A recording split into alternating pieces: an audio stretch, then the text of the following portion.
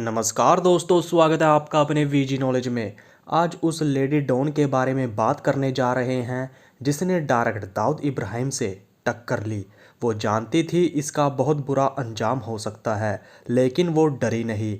जी हाँ, यहाँ बात हो रही है सपना दीदी की। सपना दीदी कहते हैं अंडरवर्ल्ड से जुड़े व्यक्ति हुसैन उस्तरा को अपना गुरु मानती थी। पति की मौत से पहले सपना दीदी पर्दे में रहने वाली लेडी हुआ करती थी। वो बेहद ही सुलझी हुई औरत थी। वो ज़्यादातर अपने घर में रहा करती थी। सपना दीदी परिवार के साथ बड़े ही अच्छे तरीके से पेश आती थी। परिवार से उसको बेहद लगाव था। उसने अपने पति के कामों में कभी दखल अंदाजी नहीं दी। सपना दीदी का असली नाम था अशरफा बी। उसका कद 5 फीट 2 इंच था। महमूद कालिया उसका पति था। महमूद कालिया का दाऊद के साथ उठना बैठना था। दाऊद के खास आदमियों में एक था महमूद कालिया।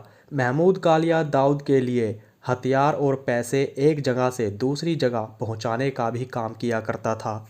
महमूद ने जब दुबई से मुंबई एयरपोर्ट पर कदम रखा तो पुलिस द्वारा उसका एनकाउंटर कर दिया गया।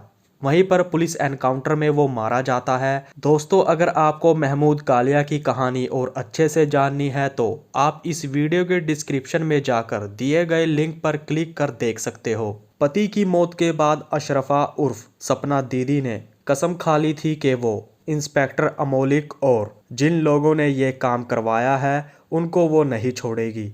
कुछ दिन बीतने के बाद सपना दीदी ने अपने पति के दोस्त हुसैन उस्तरा से मीटिंग की।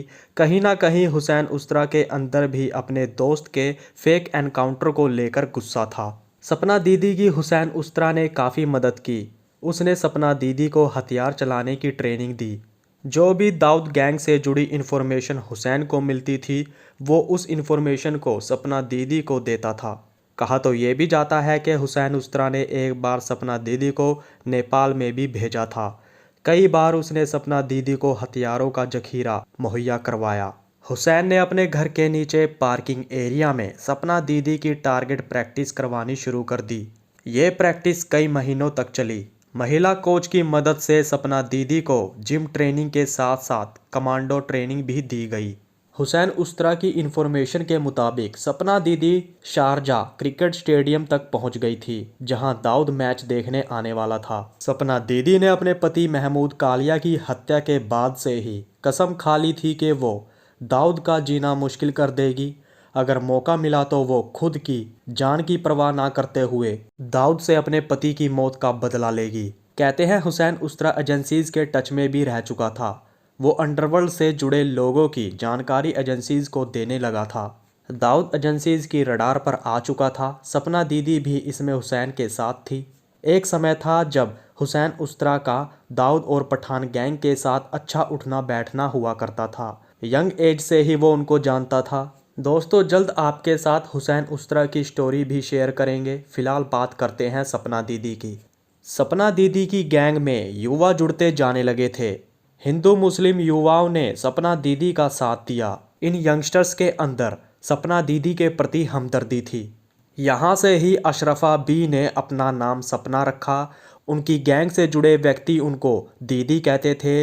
लोगों में अशरफा का नाम सपना दीदी पड़ गया। एक दिन सपना दीदी ने general director of police SP Singh से मिलकर बात की। सपना दीदी ने अपनी कहानी उनके आगे रख दी, जिसे सुन एसपी सिंह सपना दीदी के हक में खड़े हो गए। एसपी सिंह के कहने पर सपना दीदी ने इंस्पेक्टर अमोलिक के खिलाफ एप्लीकेशन लिख कर दी। इंक्वायरी की गई और कुछ समय बाद इंस्पेक्टर अमोलिक की बदली कर दी जाती है। जल्द वो समय भी आ गया जब इंस्पेक्टर अमोलिक को नौकरी से भी निकाल दिया गया। मगर थोड़े समय बाद वो ऑफिसर अपील कर दोबारा नौकरी पर आ जाता है।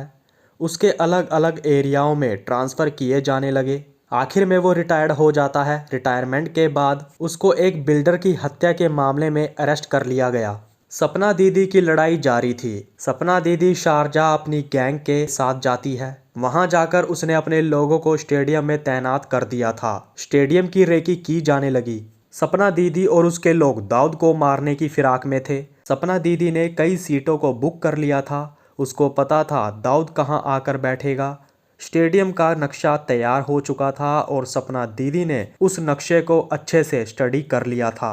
मगर कहीं ना कहीं इसकी खबर डी कंपनी के लोगों को मिल जाती है और दाऊद तक ये बात पहुंच जाती है। शारजाह पुलिस को दाऊद ने कांटेक्ट किया, जिसके बाद सपना दीदी को पुलिस ने पकड़ने की कोशिश की। सपना दीदी को भी पता चल गया था कि उसके प्लान की खबर डी कंपनी को हो गई है। इससे पहले शारजाह पुलिस सपना दीदी को पकड़ती, सपना दीदी भारत वापस आ जाती है।